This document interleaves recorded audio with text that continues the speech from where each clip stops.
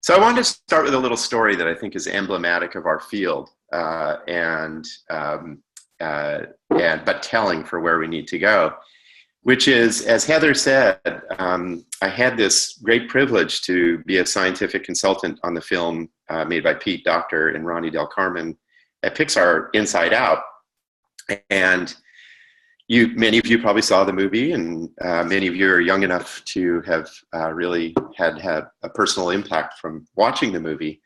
And what Pete did is he would, as is true of Pixar, is he had me come over to the campus of Pixar, which is about a 10-minute bike ride away from my home, and just talk about the science of emotion. What do we know about emotions? How many emotions? What kind of processes are engaged by emotion in the brain? Why are young girls, when they hit 14 or 15, at least in the United States and I think elsewhere, why do they become so emotional and introspective, which Pete and I were experiencing in our own personal lives with our daughters? And I'll never forget the first question Pete asked, which is that, there was his team, some illustrators and designers, and he said, based on the science of emotion, and this is like 2012, 2013, how many emotions do you think there are? And I was like, wow, what an interesting question, and a lot of people are working on this kind of question. And I said, Pete, I think there are like 25 emotions that you really should try to capture in your film. And he looked at me all quizzically and he said, Dacher, you can't put 20 emotions into a narrative drama for the silver screen. It's got to be really simple.